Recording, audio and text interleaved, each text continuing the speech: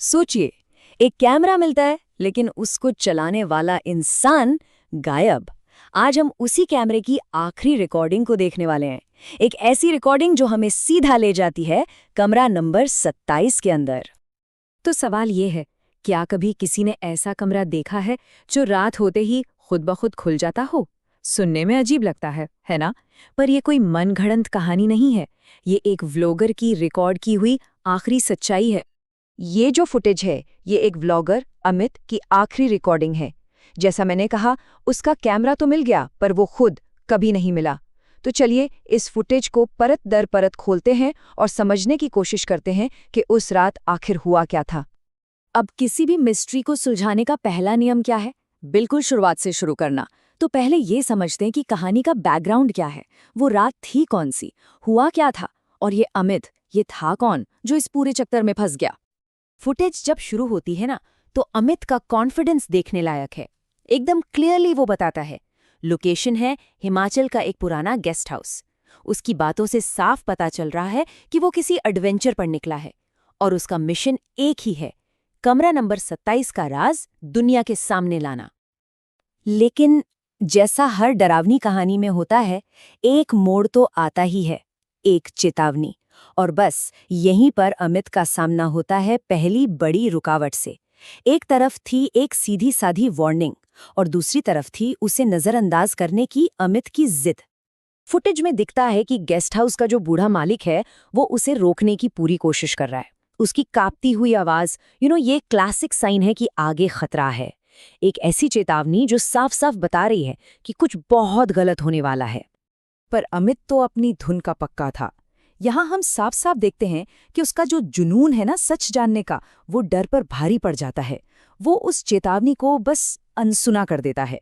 और यही एक फैसला इस पूरी कहानी का रुख हमेशा के लिए बदल देता है। अच्छा, तो अब तक जो भी था वो सब कही सुनी बातें थीं, है ना? मालिक की चेतावनी, अमित की जिद। लेकिन अब फुटेज उस हिस्से पर पहुंचती है जहां पहली बार कुछ ऐसा होता है जिसका ठोस सबूत कैमरे में कैद हो जाता है। बस एक आवाज, ठक, और कमरा नंबर 27 का दरवाजा अपने आप खुल जाता है। ये फुटेज का वो पहला मोमेंट है जिसका कोई लॉजिकल एक्सप्लेनेशन, कोई तार्किक जवाब है ही नहीं। और बस यहीं पर अमित का जो सारा कॉन्फिडेंस था ना, वो पहली बार टूटता हुआ दिखता है। उसकी आवाज में हैरानी और एक हल्का सा डर एकदम साफ सुनाई देता है। ये पहला इशारा था कि शायद वो उस कमरे में अकेला नहीं है। और फिर सबूत का दूसरा हिस्सा सामने आता है। रिकॉर्डिंग में एक बहुत ही धीमी फुसफुसाहट सुनाई देती है, एक सीधी चेतावनी, अंदर मत आओ। अब सवाल ये उठता है कि ये आवाज थी किसकी? बस यहीं से फुटेज एक इन्वेस्टिगेशन से आगे बढ़कर एक भयानक टकराव में बदल जाती है। अब हम इस कहानी के आखिरी और सबसे ज्यादा डरावने हिस्से में एंटर कर रहे हैं। ये टाइमलाइन देखिए, इससे साफ पता चलता है कि सिचुएशन कितनी तेजी से बिगड़ी। मतलब कुछ ही घंटों में बात एक चेतावनी से शुरू होकर दरवाजे के खुलने, फिर रोने की आवाज और आखिर में एक भयानक टकराव तक जा पहुंची। ये कोई धीरे धीरे बढ़ने वाला खतरा नहीं था, ये सब बहुत तेजी से हुआ। कमरे में एक पुराना सा संदूक, एक पिटारा रखा है और यही पिटारा इस कहानी का सेंटर पॉइंट बन जाता है। जैसे ही अमित का ध्यान उस पे जाता है ना, वो रहस्यमयी आवाज फिर से सुनाई देती है, लेकिन इस बार ज्यादा साफ और गुस्से में। ये एक तरह से आखिरी चेतावनी थी। और जानते हैं, यहीं पर इस पूरी मिस्ट्री का सबसे दुखद पहलू सामने आता है। ये कोई बुरी आत्मा का केस नहीं था, बल्कि ये बहुत ही ट्रैजिक मिसअंडरस्टैंडिंग थी। एक तरफ अमित की जिद थी सच को बाहर लाने की, और दूसरी तरफ एक माँ का दर्द था जो अपने बच्चे की यादों को उस पिटारे में महफूज रखना चाहती थी। और जैसे ही अमित उस पिटारे को छू लेता है, सारी हदें पार हो जाती हैं। वो दर्द सीधे गुस्से में बदल जाता है। ये फुटेज का वो टर्निंग पॉइंट है जहां से वापसी का कोई भी रास्ता नहीं बचता। इसके बाद फुटेज में सिर्फ और सिर्फ तबाही है। कैमरा बुरी तरह हिल रहा है, जिससे पता चलता है कि चीजें हवा में उड़ रही हैं। पूरा कमरा कांप रहा है। अब ये बिल्कुल साफ था कि सिचुएशन अमित के कंट्रोल से पूरी तरह बाहर जा चुकी है। फुटेज के एकदम आखिरी लम्हों में सिर्फ अमित की चीखें सुनाई देती हैं। उसका सारा का सारा कॉन्फिडेंस खत्म हो चुका है।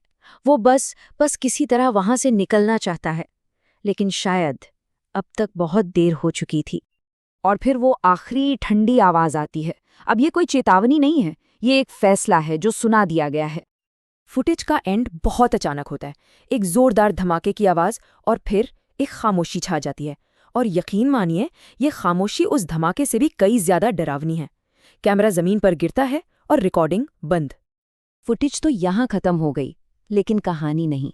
तो सवाल ये है कि इस सबूत से आखिर क्या नतीजा निकाला जा सकता है, और वो कौन से सवाल हैं जो शायद हमेशा हमेशा के लिए अनसुलझे ही रह जाएंगे। तो जो ऑफिशियल रिपोर्ट है वो ये कहती है कि अगली सुबह अमित का कैमरा मिला।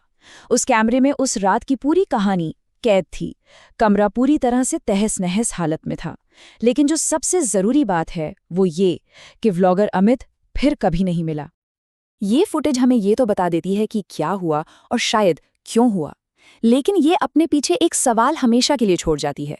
एक ऐसा सवाल जिसका जवाब शायद कभी नहीं मिलने वाला। वो सवाल है, अमित कहाँ है?